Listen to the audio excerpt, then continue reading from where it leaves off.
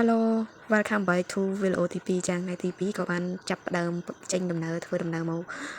ម្ដងទៀតចានៅខាងអាតោម្ដងហ្នឹងកំពុងតែកំពុងតែបើកឡានទៅខាងលេងនៅខាងអាតោចាបានមកដល់គឺបានចុះថតរូបវិញទិញទួយទៅយើងក៏បន្តដំណើរទៅកន្លែងមួយទៀត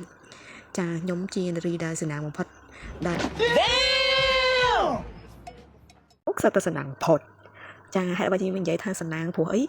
ខ្ញុំធ្លាប់ទៅដើរលេងជាមួយមិត្តភ័ក្តិជាមួយបងប្អូនឬក៏បងចាតែមកលើកនេះគឺប្លែកអារម្មណ៍មែនទែនចាគឺមកដើរជាមួយពុកធំនិងអ៊ំចានិយាយពីអាកាសធាតុវិញគឺក្តៅក៏ក្តៅសบายក៏សบายចាអាកាសធាតុដូចឡំគ្នាចា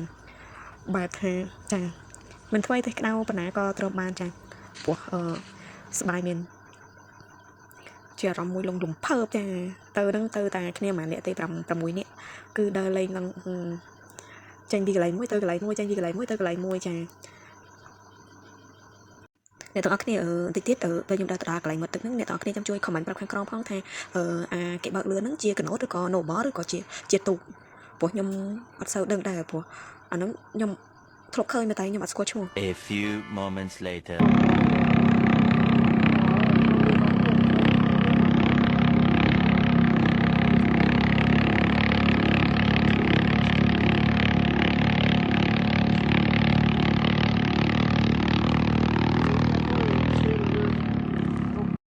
แล้วបានចាញ់ពីកន្លែងមកទឹកគឺមកកន្លែងមួយទៀតចានៅកន្លែងហ្នឹងគឺគេពេញនិយមថតខ្លាំងមែនទែនថ្មធំឲ្យទេសភាពមើលទៅឡើងស្អាតចាញ់ចាំងហ្មងហើយកន្លែងហ្នឹងក៏ខ្ញុំអត់ដែលបានទៅដែរហើយអានេះជាលើកទី1ដែលខ្ញុំបានឡើងទៅលើហ្នឹងហើយថតរូបនៅលើហ្នឹងចាហើយផ្លែកថ្មីស្អាតសាហាវហ្មងឃើញតែគេធ្លាប់តែគេថតអីតែឥឡូវខ្លួនឯងពិតគឺបានទៅនៅកន្លែងហើយកន្លែងហ្នឹងខ្ញុំសម័យទៅដល់ខេវសាគឺទេសភាពពុកបៃតងមើលទៅឡើងស្រស់ស្អាតហ្មងប៉ុន្តែស្អាតពេលខ្ញុំទៅហ្នឹងគឺប៉ះរដូវខែក្តៅគឺខែប្រាំងទៅអត់សូវមានស្លឹកឈើអីហើយវាមិនរៀងរាំងតែមិនធ្វើទេប៉ុន្តែទេសភាពវាស្អាតដូចគ្នាទាំងពីរហ្មង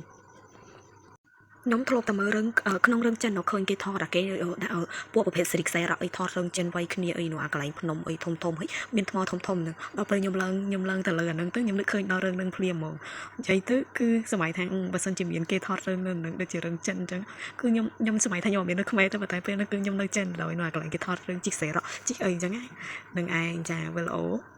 ហ្នឹងគឺមានតែប៉ុណ្្នឹងចាវិលអូហ្នឹងក៏មកដល់ភាគបញ្ចប់ចាអាចនៅថាមានវីដេអូទី2ទៀតចាពេលហ្នឹងគឺអ៊ំគាត់បាននាំទៅកន្លែងមួយទៀតចាអរគុណច្រើនសម្រាប់ការស្រឡាញ់ហើយការតាមដានវីដេអូនេះចាជួបគ្នានៅវីដេអូក្រោយបាយ